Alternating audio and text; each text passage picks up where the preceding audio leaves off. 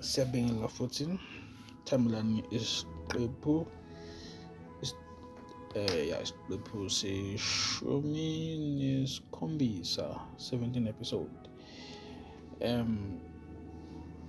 Singakhohlwa ukubonga ulandela kwenu. uNkulunkulu anibusise. Siza kwindodana yesihlanu uDani. Dani is judged umehluleli. So iprofesi ithola kuGenesis 49 verse 16 to 18. uDani uyokwahlulela abantu bakubo njengesinye sezizwe zakwa-Israyeli. uDani makabe yinyoka ecaleni omgwaqo, inyoka enezimpondo ngasendleleni eluma zithende zehashi. Agenuke umgibeli walo. Impela ngiyolindela insindiso evela kuwe Jehova. Background: uDani kuyindodana yesihlanu uzalwe uJakobe noBiliha. Now we get another a new character now. Biliha wayencekukazi yakhe. Wanikela ke ngaye kuJakobe ukuba abe ngumkakhe. Genesis 30 verse 5. Lokho kwenzeka emva kokuthi uRahel ebona ukuthi uyinyumba. Kuthi uma isizelwe indodana wayetha igama lokuthi nguDani. Wathi uNkulunkulu usebenze njengomahluleli wami futhi ulalele izwi lami.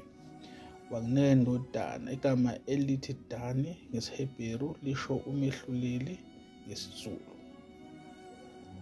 So Biliha incekukazi kaRahel, wanikela ngayo kuJakobe ngoba ebona ukuthi-ke enaka nabantwana. So isizwe sikaDani sashiya igama laso kuzo zonke izindawo abebedlula kuzo ngesikhathi befuduka.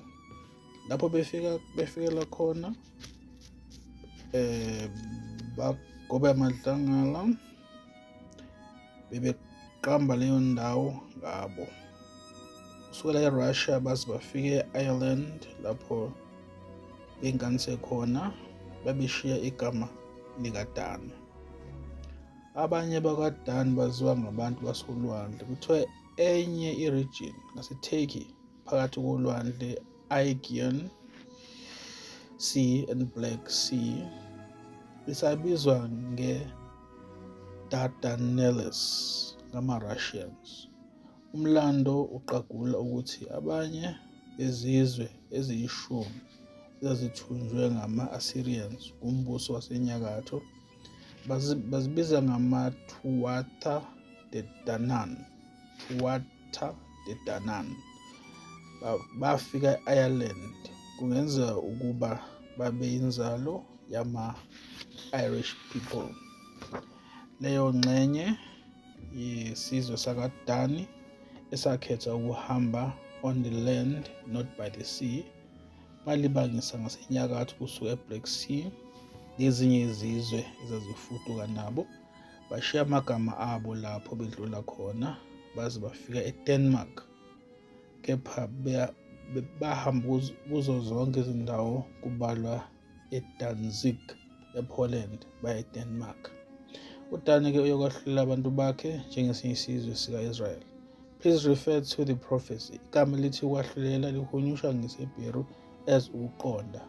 Wona-ke njengezinyoka ezishiya imizila emshaphansi obishini lokunyakaza kwazo okunomazombezombe. Ngokufanayo abantu bakaDani baye bashiya umkhondo wabo ukufuduka kwabo ukuze kubonakale ngokushiya kwabo amagama yonke indawo.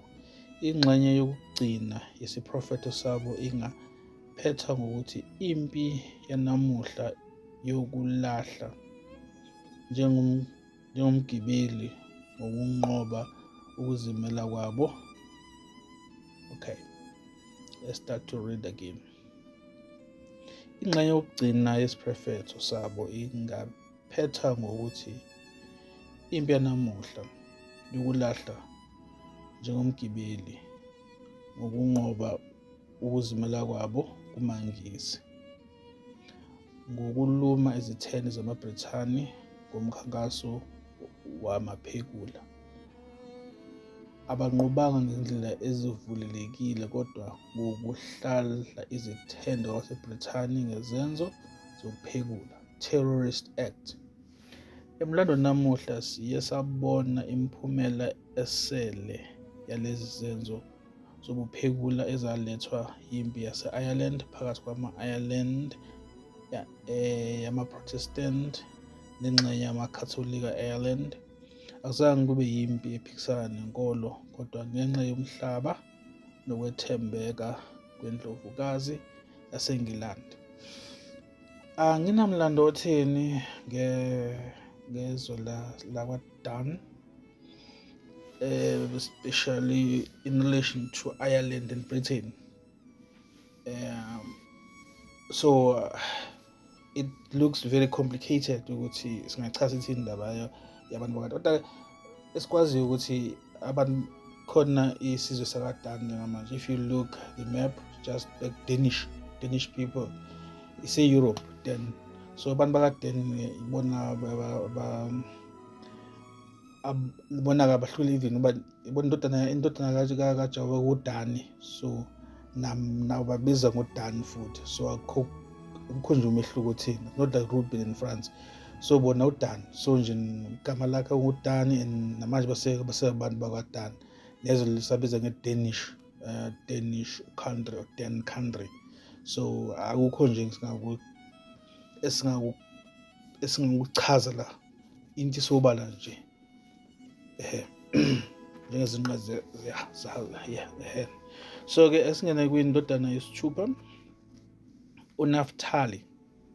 So Naftali means to wrestle, wrestling.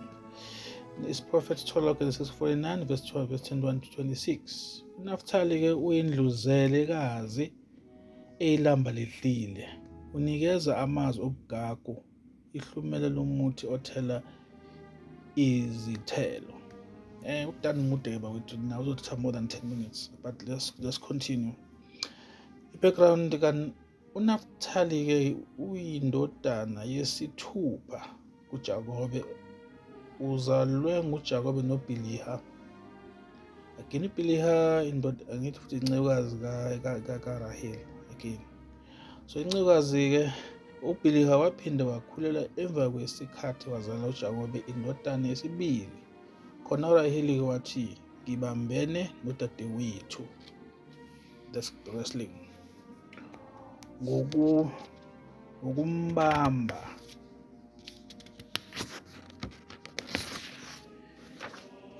okukhathazayo futhi ngibe ngumnqobi. Ngakho wayeqamba igama elithi uNaftali, okuyigama lesiHebheru elihunyushwa ngesiZulu ngokuthi ke elihunyushwa ngesingisi ngokuthi wrestling. Kuthi ngesiZulu isho ukuthi ke ngibambene ngokushukana, ukubhudulana, budula. So those are the just names we have detected. Isizwe sakwaNaftali sayiswa e-Asia ngabase-Assyria.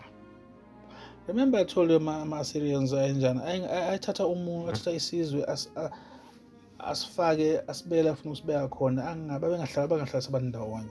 As I remember, there were 10 tribes, therefore babengahlala endaweni eyi-1. That's why bethi ke isizwe sase-Assyria sathatha abantu bakaNaftali sabashiya e-Asia. Futhi igama labo lesizwe alishintshile, babizwa ngama-Naphtalites or Naphtalites, Huns. Babizwa futhi ngokuthi ngama-Hun, HUN, ama-Hun amhlophe ngenxa yokubuka kwabo banesikhumba esikhanyayo. Baba lezintaba zase-Caucasus zaseRussia. Caucasus or Caucasus, yeah, something like that. Baqhubeka ke negama lika-Isaka kanye nomsuka wokuphinyisela kwalo.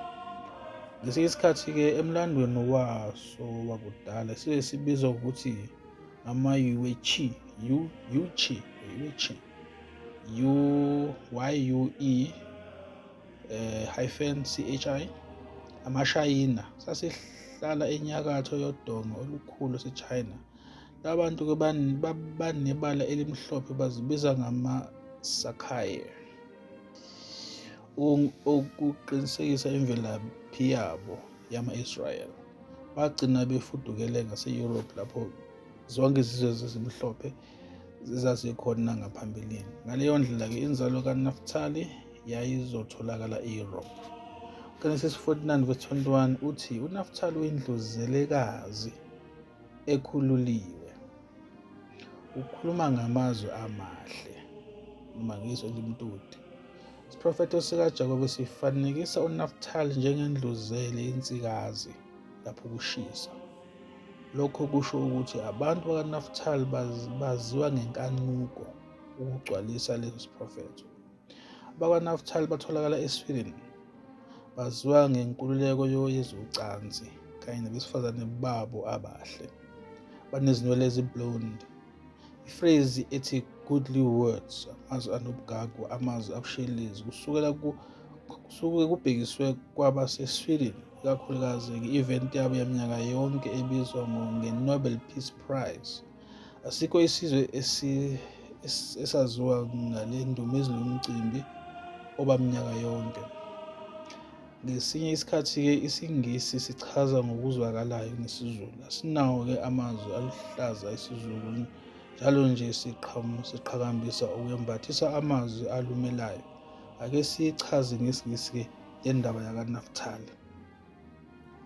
Genesis 49:21 states that Naphtali is a hind let loose. He giveth goodly words. Jacob prophecy allegorizes Naphtali to be like a female deer during heat. This simplifies Naphtali's people being identified with sensuality, in particular the European area that they settled to fulfill the prophecy was Sweden, known for its liberal stand on sexual activities and its beautiful blonde women.